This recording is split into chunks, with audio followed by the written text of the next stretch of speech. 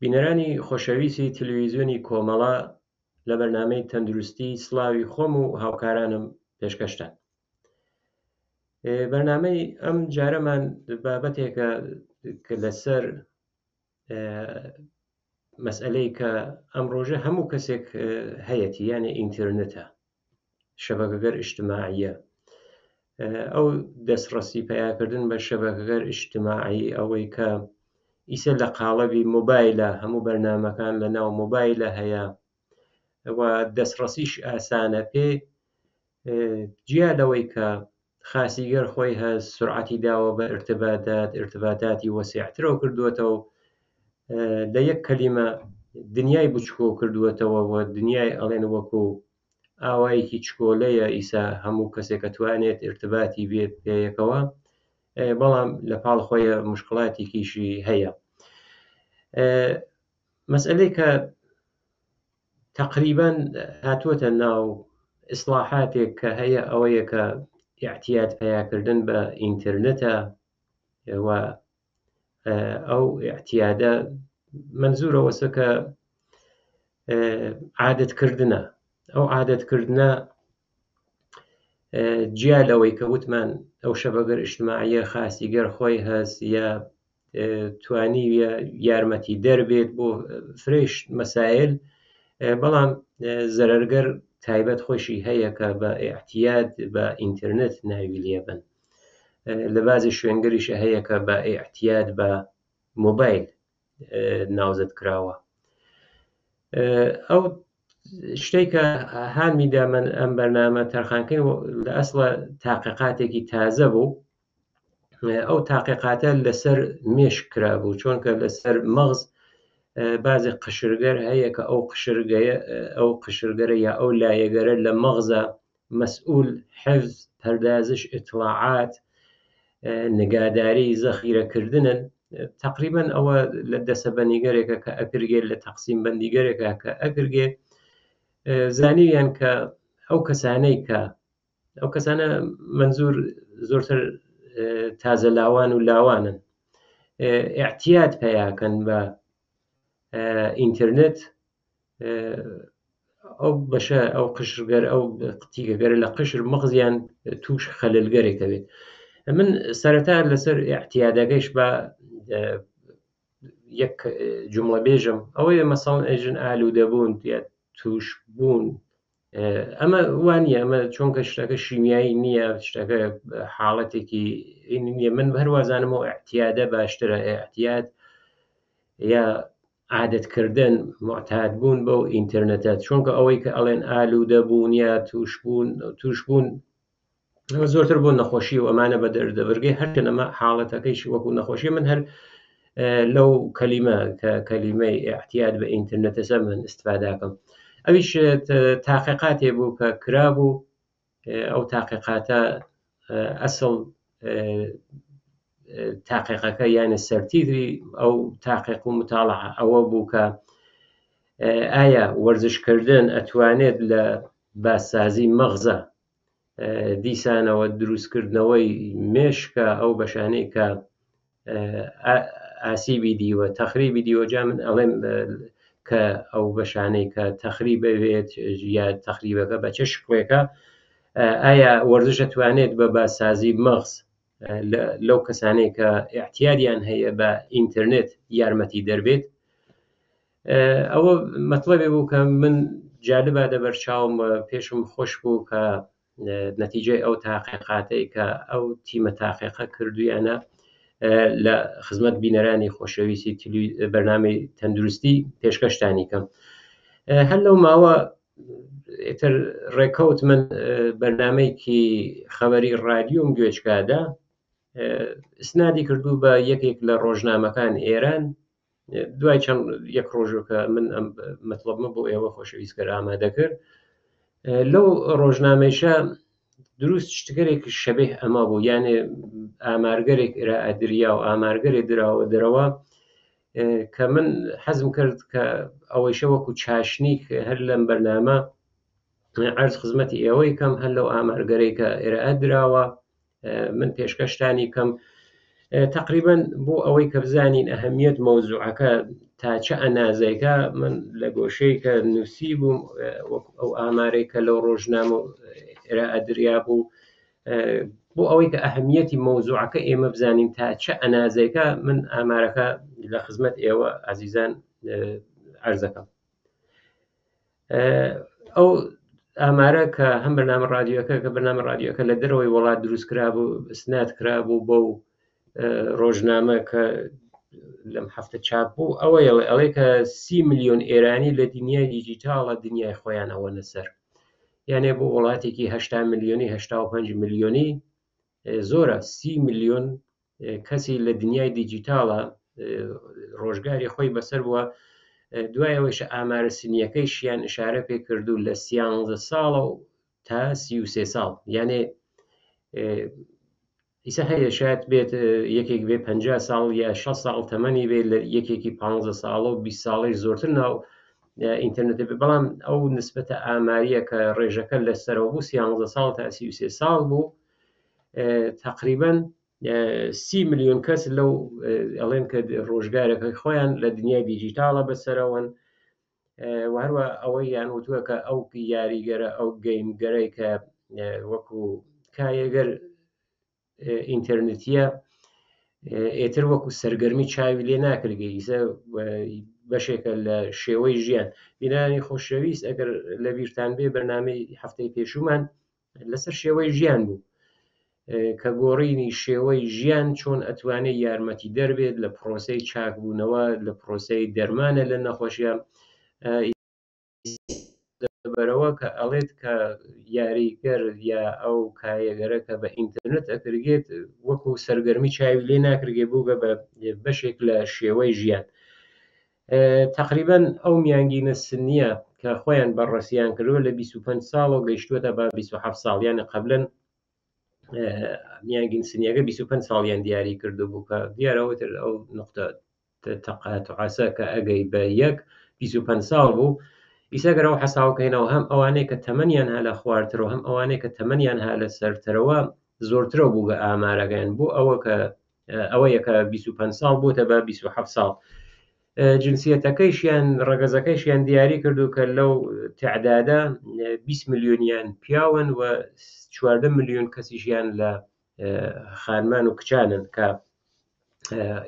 خەریکی ئەو بازیە ئینتەرنێتی گەرنە. سازمانێکە بەناو پەیمایش ملی ساڵ 1400 ئیعلامی کردو کە لە هەر 100 نەفەر ئێرانی 41 نەفەریان دەرگیر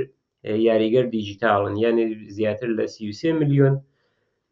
کە ئەمە ئەو مەتاڵەبە بوو کە ئەو ڕۆژنامە شارەی پێکردو بوو خۆی دیارە مەسائلێک کە هەیە لە دنیای ئیمڕۆ وەکو ئاپارتمان سازی فەزای فیزیکی ماڵەکان کەمە بووەتەوە. بۆ نمونە پێشتر خانوگەرێکی یەک تەبەقە بۆ حەوشەیەکی بوو مناڵە چوو لەوێ سەرگەرمی یاری و کایە ئەبوو، بەڵام ئەوانە ئەڵێن نەماوە. جیا لەوەیشە تەکفەرزەنی زۆرە بووەتەوە، ئەوەیشە خۆی ئەوە تر سەرچاوەکانی ئشارەی پێ کردووە. بەڵام جیا لەوانە ئەوە کە ئەگەر نیشانەداتە و ئامارێکی زۆرە، من هەر بازم بە دووەدا چوونم بۆی گەردێ باشە ئەگەر ئەو مەسائلە بۆ نمونە زەوی نییە بۆ یاریکردن مناڵان، یا ئایا ئەو یاریگەر دیجیتاڵیە چوەتە دەرەوەی شارەکان، ئەوینین لەو حاڵەتیشە بازم هەیە، یانێ ئەوانەی کە لە شوێنگەرێکی ئارامە لە شوێنگەرێکی بەنسبەت ڕاحەتر وە گوندەکانیشە ژیان بەسەرەبن، هەر ئەم مەسئلەی احتیاط بە ئینتەرنێتە تووشیان بووگەوە لێوێش ئەیبینین و ئەوی یاریە ئەیبینین. بەڵام جیان لە مەسئلەی کە ئەو ڕۆژنامە ئێرانیە چاپی کردبوو دیارە سیستمگەر یانێ دەوڵەتگەریش ئەتوانن نەقشیان بێت. بۆ نمونە ئەگەر زەوین لە شوێنێکیتر کەمەوە ئەبێتەوە بۆ ئەوەی کە شارسازی بەرەو ئاپارتمان سازی ئەڕوات، ئەگەر سیستمێکی حکوومەتی باش بێت، حکوومەتێکی هەمەگیر و اجتماعی بێت، ئەوە وەزیفەی خۆی زانێت چۆن دەوا و دەرمان ئەبێت ڕایەگام کردێت، ئەوە بە وەزیفەی خۆی بزانێت بۆ لاوانیش ورزشکاگەر ئستادیۆمگەر و وەرزشی دروستکات، باشکاگەر دروستکە، ئەنواع و ئەقسام ڕشتەگەر وەرزشی دروستکە. کە بەداخەوە ئێمە لە ئێرانە ئەوە نابینین، یانێ لەو فەزا مەحدودیشە کە بووگە لەو ڕۆژنامەکە ئەو خانمە ئەو تاقیقاتیە کردو ئشارەی کردووە کە تەنگناگەرێک هەیە لە ئێرانە، یانێ بۆ سەرگەرمی نییە ئەمە لە بازێ وەختە دەرچوونە بەدەست ئەوەی کە هەڵبێت لەو تەنگنا لەو سەختیگەرە کە لە ژیانی خەڵکە هەیە پەنابردن بۆ ئەم یاریگەرە یا پەنابردن و کاتێکی زۆرتر کات سەربردن لە ناو ئینترنێتە. یا ئەگەر بۆ نمونە ئێمە بزانین ئالۆ فشارە تەحریمگەر اقتصادی ئەو وەز اقتصادێکی خراپ دیارە ئەگەر ئەو کەسێکە ناناوەری ماڵە معموڵەن پیاوە یا باوکە تێتەوە ماڵەوە ئەو گشتە فشار اقتصادیە لەسەری بێ شاید سەروسای مناڵ عەزیەتێکە زۆر پێخۆش بێت کە بێژێت هەسەریان ناو ئەو یاریە کامپیوتری گەرە بێت، بەڵام ئەوەی کە لە جوانانیشە هەیە چۆنکە وتم بیانگین سنەکە بوو بە 27 ساڵ ئەوە کە دەستنیشان کراوە کە ئەوەی ئایندەیەک نییە ئومیدێکیان نییە ئەوەیشە خۆی یەکێک لە واقعیاتە. دیارە لە بوعدی جەهانیشە بۆ لاوان من ئەو نەبێژم کە کاتێک کە ئیمکانات یا نەمەحرومیەت بەڵام کەسێک کە ناتوانێت بۆ نمونە لە باشگایکی فوتباڵە بێ بە قارەمان یا بێتە فوتباڵیستێکی قارەمان ئەتوانێت لە یاریکی کامپیوتریە بێتە قارەمان، یانێ خۆی وەکو قارەمان وەک شخصیەتێکی گەورە ئەو خەلەلە کە دروسە بێت ئەو اختلال شخصیەتیە کە تێتە پێشەوە ئەتوانێت دواتر تووشی مشکڵاتێکیان بکات. بەڵام یەکێک لەو ڕێگە حەلگەرە بۆ ئەوەی کە کەسێک ئەگەر توش بێت ئەوەیە کە تەوسیا کردێت کە سەعاتەکانی کەمە کاتەوە یا ئەسن لای بات ماوەی خۆی دوورۆخاتەوە، چونکە ئەم تاقیقە فرەتر لەبان بەشی ئەعسابە و یا بەشی ڕەوان و دەروون و ئینسانەکانە تاقیقی کردووە، چۆن ئەو تیمیشە تیمێکی هەم فیزیۆلۆژی هەم ڕەوان پزیشکن کاریان کردووە، بەڵام لەباری جسمیشەوە ئەو کەسانەی کە پێشتر وابوو مەسەڵەن 40-50 ساڵ لەمەوە بەر کەسێک مناڵێک جوانێک ئەگەر تێکەڵ بە مناڵە هاوتەمەنەکانی نەوەی ناو کوچە کۆڵانەکایی نەکردای شەکە غەڵەت بوو دروستیش نەبوو، بەڵام کۆمەلگا وایەوت کە ئەو مناڵە شاید سالم نەویسە پێچەوانەکەی بووەتەوە، یعنی ئەوەیەکە ئەبێت ئەو شێوەی زندگی بگۆڕگێت و سلامەتی ئەو مناڵانە لەبەر چاو بگیرگێت. دیارە من تەوزیحاتێکی زۆرمدا لەو بابەتەوە سعی یەکەم لە ماوەیەکی کەماوە لە بەرنامەکەمان من سەرێ ئشارەیەکەم بەو تاقیقاتێکە کراوە. تقریبا ئەم گروهە وتمان تیمە تاقیقاتیە هەم فیزیۆلۆژیستن هەم سایکۆلۆژیست یعنی ڕەوانشناسن کە ئەو تاقیقاتیانە کردووان چەند جۆر وەرزشیان بۆ ئەو کەسانی کە دانیشتوون لە دانیشگاکانە دەرسە خوێنن ئەنجام داوە مەلەکردنە دووچەرخە سواریە بەسکتباڵە کە ئایا تەئسیری هەیە و ئەگەر تەئسیری هەیە کامی تەئسیری زۆرترە. معموڵەن وتیانە کە هەدەفمان ئەوە بووگە ئەو جوانانە دانیشتوویشن جوانن کە احتیاج بە ئینترنێتیان هەیە و هەواس توش هەواس پەرتی بوو بن اختلالگەرێکی شخصیەتی ڕەوانیان بۆ دروست بووە بتوانین بزانین کام یەک لەو وەرزشکەرە باشتر یا هەمویان وەک یەک ئەتوانێت چارەسەریان کات. ئەوەی کە پێش زەمینە بوو بە خۆیان ئشارەیان پێ کردووە وتیانە کە متوەجی بووگین کە ئەوەی کە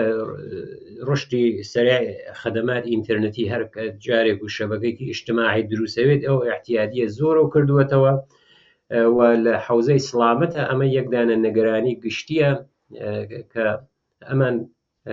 هەوڵیان داوە لەو زەمینە تاقیقکەن. وتویانە کە ئەو شەواهدەی کە ها بەدەستمانەوە کەسانێک کە ئەو احتیاج بە ئینترنێتیان هەیە ئەو شەواهدەی کە هەیە ئەڵێت کە شتێکە کە پێڵێن کنترۆل مەهار عەسەبی، ئەو کنترۆل مەهار عەسەبیە تووشی خەلەل و ئەوێت و ناتوانن کنترۆلیکەن. من ئەوەی کە بڵێم کنترۆل مەهار عەسەبی یانێ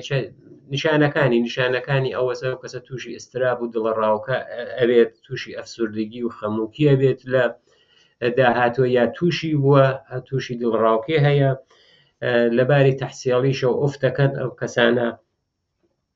لەباری ئیجتماعیشەوە بەتایبەت ئەمە زۆر مهمە. ئەو کەسانەی کە عادەتەکەن بەم یاریگەر ئینتەرنێتیە یا بەم شەبەکەگەر ئیجتماعیە ئێتر بە شۆن ڕەفیق و دۆستێکی حەقیقیە ئەوەی کە هەیە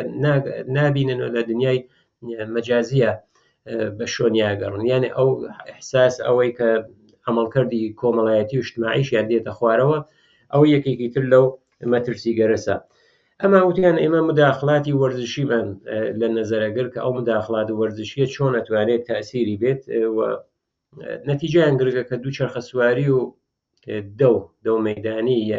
ئەوەی کە ڕاکردنە بە شێوە بۆ وەرزش، ئەوە ئەتوانێت تەئسیرێکی مثبەتی بێت. کۆنتڕۆڵ مەهاری ئەمان خۆیان ئەو تیمە تاقیقاتیە چۆن بەحسێکەکە لە زەمینەی ڕەوانشناختی و ڕەوانشناسیە بەحسەکردێت بە دوو حاڵەتە، یانە دوو حاڵەتیان بەڕەسی کردگە، یانێ مەهاری وەڵامدانەوە یا تەداخل. ئەو تەداخل و وەڵامدانەوە یەک ئەو ئیحساساتەسە، ئەو ئیحساساتە منزور حافزەیان تووشی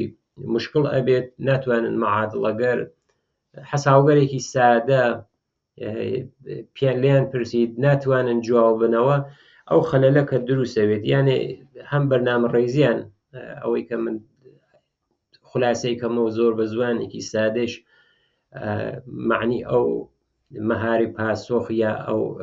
اختلالاتە چییە، ئەوەیە کە بەرنامەڕێزیکردنیان تووشی مشکڵە بێت، ناتوانن بەرنامە ڕێزی خاسکەن یا مقاومەتەکەن لە مقابڵە حواس پەرتیانە کاتێکە تووشی ئەوە عادەت و خۆگرتن بەو ئینتەرنێت و شەبەکەگەر ئیجتماعی و گەیمگەر یا یاریگەر ئینتەرنێتی ئەبن، ئەوە یەکە تووشی هەواس پەردیشەوەن و ئەوانە ئەتوانێت ئەو شدەتە بە حەدێ ڕۆژ بە ڕۆژ خراوتر بن، یانێ هەم لەباری حافزە هەم لەباری جوابدانەوە بەرنامە ڕێزی، ئەوانە ئەو مشکڵاتەکە کە تێتە پێشەوە بۆیان. معموڵە ئەم متاڵعەیە لە زانکۆی کە کراوە لە چینە تەرحی متاڵعەکە و یانە نەخشە عەمەڵەکەیان بەو شێوە بووگە کە 120 دانیشتجویان هەڵبژاردووە کە بە نسبەت یا بە شدەتگەرێک تقریبا نیشانەگەرێکیان بووگە، یعنی نیشانەگەر لە احتیاج بە ئینتەرنێت، کە ئەو احتیاج بە ئینتەرنێتە ئەمان لە 3 دەسە تەقسیم بەندیان کردووە: متوسط، کەم، یانەوە 1 دەسە، متوسطێکی زۆر و بازێک شەدیدە، یانێتر لە ڕادە بە دەرێتر اختلالاتەکە زۆر زۆرە بووەتەوە. ئەم شرکت کننده یعنی ئەم 3 دەسە ئەوەی کە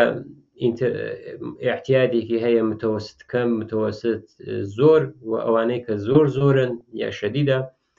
خۆیان هاتوونەمانیانە کردووەتە 4 دەسە. دەسەیەکیان وتیانە اتفاقیش جیایان کردووەتەوە، وەرن ئەگەر دووچەرخە سواری نازان با فێری دووچەرخە سواری بن، یا تەمرینی ئەگەرش ئەزانن تەمرینی دووچەرخە سواریکەن. بەسکتباڵ بووگە ئەوشەر بۆ شێوە کەسێک کە هەر ئاشنایی هەیە بە بەسکتباڵ شێوەی کایەکردنەکەی، یا ئەگەر نیەتی بێت فێر بێت، ئەگەرش ئەزانەی ئدامەی بە مەلەکردنیش بووگە. و دەسەیەکی شێنداناوە وەکو گروی کنترۆڵ، وەکو شایەت بوو، یعنی هیچ کارێکیان نەکردووە. بەرنامە ڕێزیەکە 8 هەفتە درێژەی کێشاوە، هەر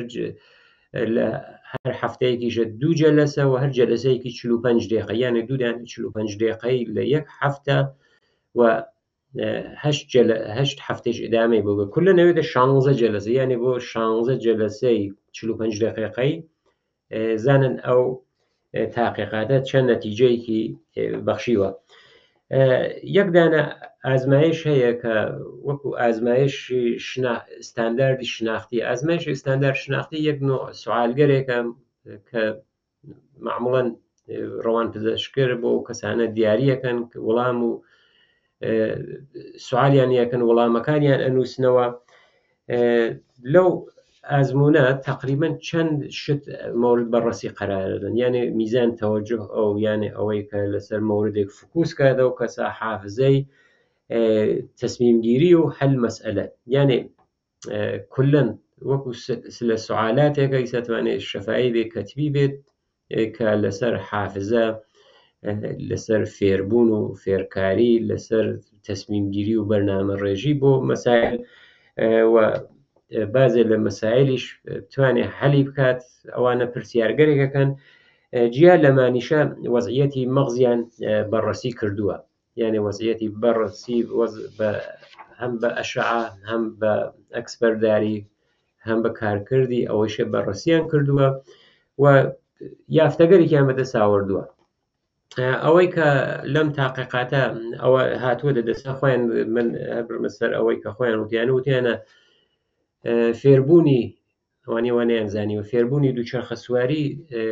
باشترین ڕێگە بووگە بۆ کۆنتڕۆڵ ئەو مەهارەتگەر پاسوخ یا ئەو واکنشگەرە. منزوری ئەوە بووگە کە مقاومەتێکە بووگە نسبەت بەوەی کە عادەتیان کردووە بەوەی کە حتمەنە ئەوقاتێکی زۆر بەسەر بوون لە ناو دنیای ئینتەرنێتە ئەو دووچەرخە سواریە زۆرتر یارمەتیانی داوە بەتایبەت لەو بەشەی فیزیۆلۆژیەکەی کە ئەکسپەرداریان کردووە لەسەر بازێ لە قشرەکان دیوێنە تەغیر و تەحوڵاتێکی باشتریان دیوە، یعنی فعالە بووەتەوە ئەو بەخشگەرە ئەو قشرگەرە لە بەشی مەغزیان، بۆیە وتویانە کە ئەو وەرزشەکان تریش نەبەم نسبەتە بەڵام تەسیریان بووە هەم مەلەکردن هەم بەسکتباڵ. ئەگەر وەکو ئاخری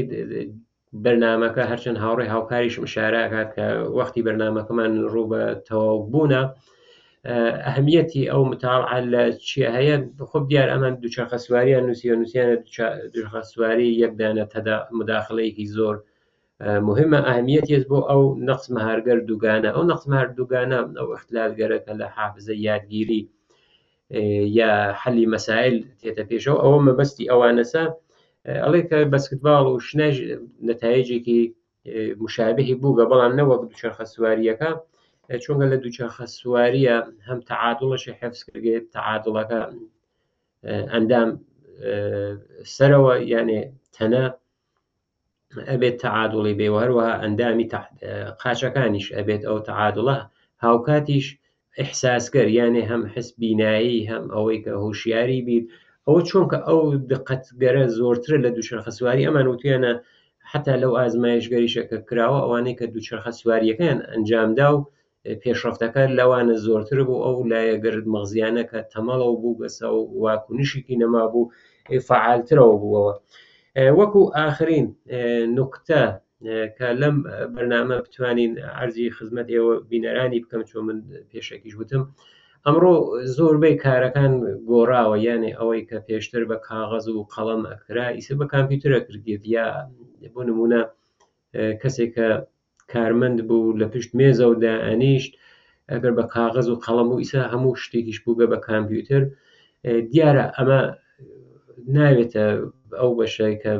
احتیاج بە ئینتەرنێت چونکە ئەوە کارە کردێت،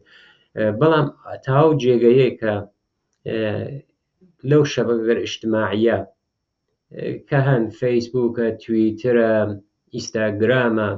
ئەوەی کە زیارڕەوی کردێت، یانێ بۆ نمونە ڕۆژی چەندین سەعات لەناو ئەو شەبەکەگەر ئیجتیماعیە بیت، ئەوە ئەتوانێت زەرەری بێت بەتایبەت ئەو یاریگەر ئینتەرنێتیشە ئەو بازیگەر ئینتەرنێتیشە خۆی لە خۆیدا ئەوانیشە ئەگەر ساعاتەکانی بڕواتە سەرەوە یانێ لە هەفتە لە ناو ڕۆژیشە ئەوە ئەتوانێت مشکڵ بێت. پێشتر کە ئەم ئینتەرنێت و هەراوبەزمە نەبوو جومڵەیەک بوو ئەیانوت ژیانی ئینسان کتێب باشە، یعنی هەموو کتێبەکە بێ بخوێن، لەوە کاتە سەردەمی کتێب بوو ئەم ئینتەرنێت و شتە نەبوو، کتێب و ڕۆژنامە و ئەمانە یان هەموو کتێبێک باشە بخوێنگێت، بەڵام تەمەنی ئینسان ئەوە نییە کە بگات بە ئەوەی کە تواو کتێوە باشەکانیش خوێنێت و خراپەکانیش خوێنێت، بەس باشترەوەسە کتێبە باشەکان خوێنێت. منزورمەوەسە لە عەسری ئیمڕۆوە ئیسە ئەم فەزاگەر دیجیتاڵیە هاتووەتە بەرەوە دنیایەکی باشتریش هەیە، یعنی ئەتوانێت متاڵعەکردن بێت،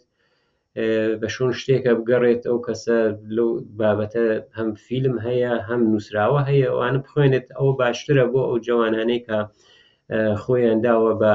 ئەو گەیمگەر ئینتەرنێتیە، بۆ یاریگەر ئینتەرنێتیە. ئەوەیە کە ئەتوانێت مشکڵاتێکی زۆر زۆر جددی لەباری ڕەوانشناسی و ڕەوانشناختیەوە بۆیان بۆ وجود بێرێ. بینەرانی خۆشەویست، لێرە هاتینە کۆتایی بەرنامەی ئەم هەفتەیشمان. من هاوڕێ هاوکاریشم چەند جار ئشارەی کرد کە بەرنامەکەمان لە کاتی دیاریکراوە تێپەڕ بووە. هیوادارم کە مەجالتان بێ بینەری بەرنامەکانمان بن لە داهاتووە. لەلایەن هاوکارانیشم ژیانێکی پڕ لە شادی و